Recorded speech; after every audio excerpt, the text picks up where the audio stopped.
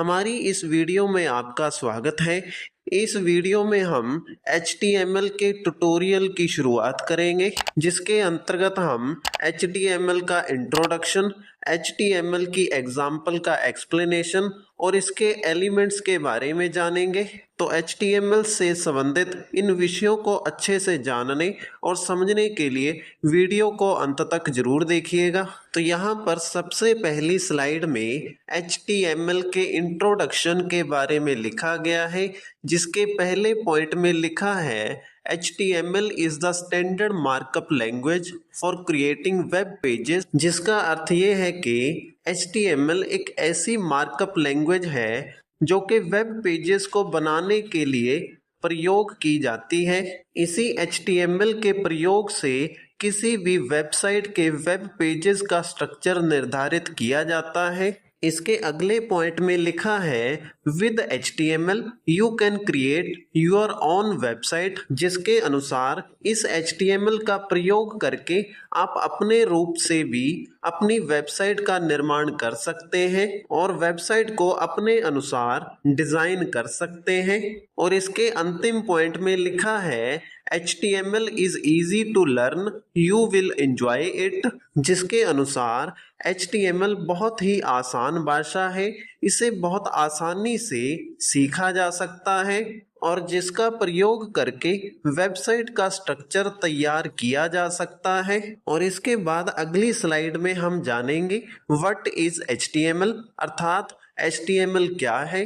तो इसके पहले पॉइंट में लिखा है HTML stands for Hypertext Markup Language। तो इस प्रकार से यहाँ पर HTML शब्द का फुल फॉर्म लिखा गया है, जो कि हाइपर टेक्स्ट मार्कअप लैंग्वेज लिखा गया है। इसके बाद अगले पॉइंट में लिखा है HTML is the standard markup language for creating web pages। HTML एक ऐसी लैंग्वेज है जो कि वेब पेजेस के स्ट्रक्चर को बनाने में प्रयोग होती है।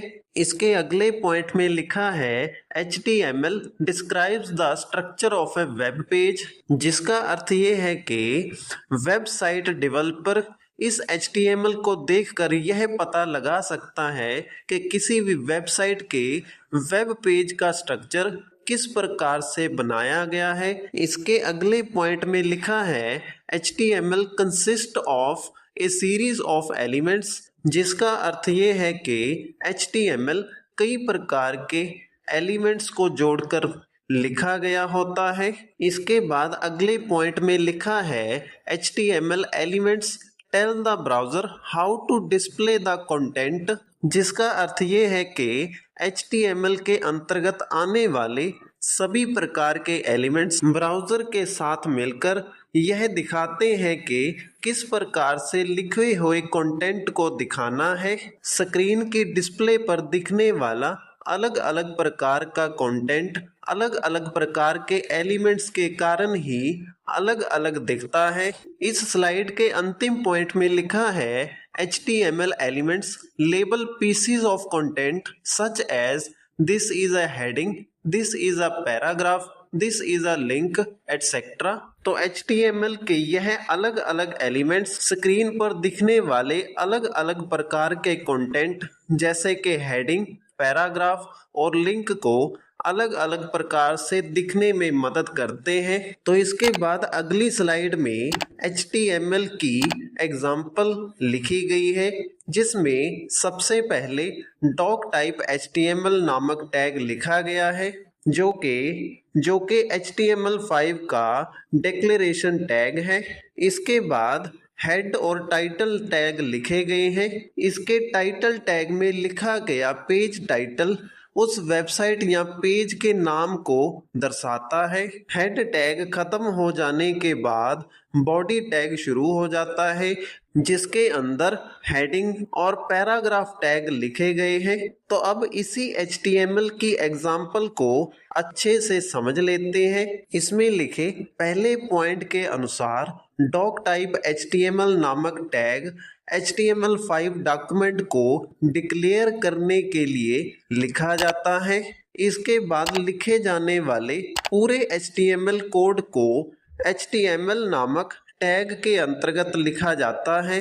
इसके बाद तीसरे पॉइंट के अनुसार हेड एलिमेंट में मेटा इंफॉर्मेशन लिखी जाती है, जिसमें वेबसाइट के पेजेस का मेटा डाटा, कीवर्ड्स और एसईओ लिखा जाता है। इसके बाद चौथे पॉइंट में टाइटल एलिमेंट के बारे में बताया गया है, जिसमें लिखे गए एलिमेंट कंटेंट में जो नाम डिस्प्ले होता है वह ब्राउज़र में उस वेब पेज का नाम होता है जो कि ब्राउज़र के टाइटल बार में दिखाई देता है। इसके बाद पांचवें पॉइंट में बॉडी टैग के बारे में लिखा गया है। इस बॉडी टैग में स्क्रीन पर डिस्प्ले होने वाले सभी प्रकार के कंटेंट को लिखा जाता है, जिसमें हेडिंग, पैराग्राफ, इमेजेस, हाइपरलिंक और टेबल के साथ साथ लिस्ट को भी डिजाइन किया जाता है। इसके बाद छठा पॉइंट लिखा है, जिसमें हेडिंग एलिमेंट के बारे में लिखा गया है।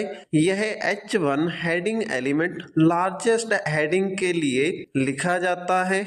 इसके बाद सातवें पॉइंट में पैराग्राफ एलिमेंट के बारे में लिखा गया है, जिसके लिए पैराग्राफ टैग का प्रयोग किया जाता है।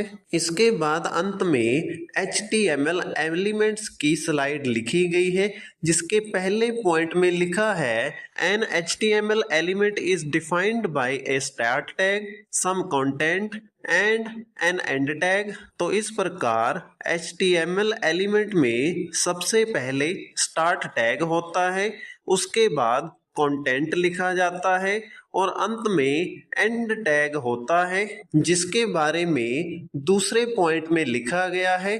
पहले टैग नेम, फिर उसके बाद कंटेंट गोज हेयर और अंत में टैग नेम लिखा जाता है।